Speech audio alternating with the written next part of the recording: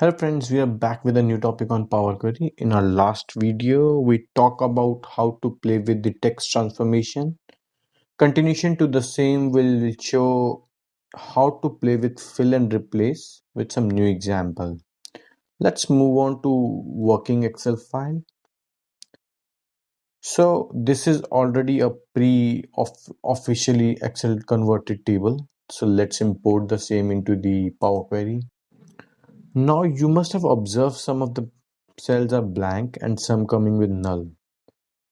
And Power Query is showing this the field as blank because it's treating it as a input. If you click on any of the cells having value, you can see that the output is appearing in the gray cell bottom. But once you click on the blank cell, which is not having any null, which is not having a null value, it's not having any output. But when you double click here, you will find that okay, yeah, there is a space. So Power Query is reading this as a space. Okay, so in my previous video, I show you how we can use the fill option from top to bottom. But in this scenario, if we try to fill down, it won't work because Power Query is reading this as an not is not sorry Power Query is treating this as an cell which having an input, not a blank cell. So first we need to transform this so that it can give us an uh, null in place of blank. So first, like, select this either by home or a transformation tab. Look for the replace value under transform. This window will pop up. In value to find, what we are trying to find, we want to replace a space with null. So we enter space here, and in replace with, we should enter null. But let me show you in normal Excel we also put nothing. What will happen in that scenario? Click OK. Now we don't have any space. Okay, so now let's try this to fill down. It's still not working. Why? Because Power Query designed in such a way that it performed transformation for the blank cell where it's mentioned null. So we have to change or replace what we replaced in the earlier step.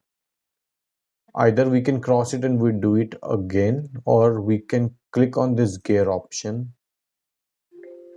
Instead of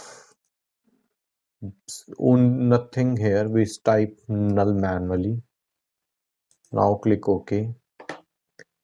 Now try to transform this. We want this filled from top to down for both of the cells. So we'll right click, fill down. Now it's working. So now our table is ready, okay? Because there's all the cells is filled with information, nothing is blank. Let's import this to the Excel. Let's try with pivot table this time. If we suppose we want to analyze anything, we can do. So in this scenario, you can drag.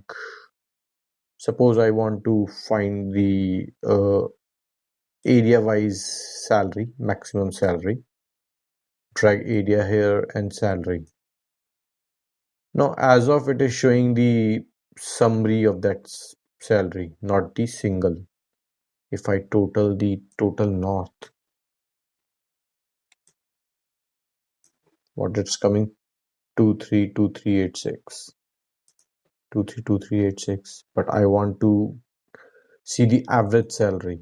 To change that, click on the sum of salary, or the triangle option coming here, value field setting. Instead of sum, click on average. Now Suppose if someone in HR comes, let's add something in HR to get the information. We did this. Now, Power Query, we have already write down the steps in the Power Query. So we just need to go in the table, in pivot table, and refresh this.